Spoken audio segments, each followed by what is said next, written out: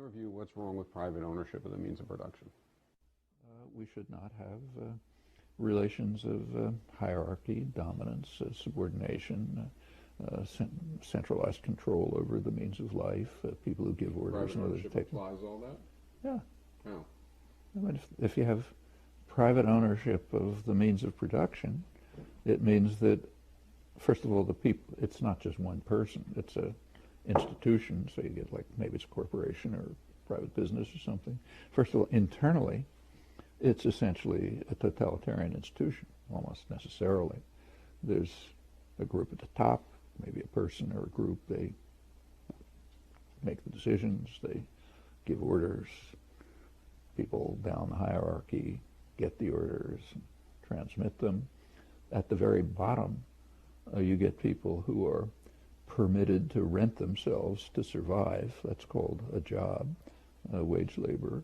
And you get the outside community who's allowed to purchase what you produce, and of course they're very heavily propagandized to make them want to consume it even if they don't. So that's the nature of the system. It's kind of about as close to totalitarianism as you can imagine. Private enterprise works just the way Milton Friedman says. You give the worst possible service at the highest possible profit. That's what it means to be in the business. If you try to be benevolent, you're out of the business because somebody undercuts you. So the nature of the system, as insight goes way back to Adam Smith, is to be as mean and rotten as you can, to try to maximize profit and market share and give the worst possible service. Same with HMOs and everything else. The system has unacceptable risk built into it. It's well known among economists that markets are inefficient from the narrowest perspective. So to make it simple, suppose you and I, suppose you sell me a car, okay? We may make a good deal for ourselves. We're not taking into account the effect on him. It's what's called an externality. And there's an effect. If you sell me a car, it increases gas prices, increases pollution, increases congestion, and that extends very broadly. These so-called externalities can be very large. Now, in financial institutions, it's far worse. They're in the business of taking risks. If they're well managed, they calculate the potential cost to themselves if there's a loss, but the important words are to themselves. They don't calculate in what's called systemic risk, the effect on the whole system if I make, if I go bust, and there's a huge effect. The result is that risk-taking is underpriced, meaning there's a lot more of it than there would be in a reasonable system. But in your role as CEO of a corporation, you are compelled to maximize profit and to ignore what economists call externalities, that is, the impact of your transactions on others. Well, that's why we have repeated financial crises ever since Reagan and Thatcher.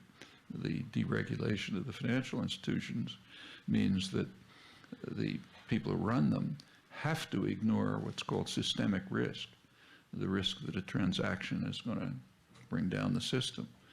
And since you ignore it, you're increasing the probability of it, and therefore it repeatedly happens. So we repeatedly have financial crises, each one worse than the last. Markets are supposed to be magnificent because they increase your choices. Actually, they restrict your choices. You think about it for a minute.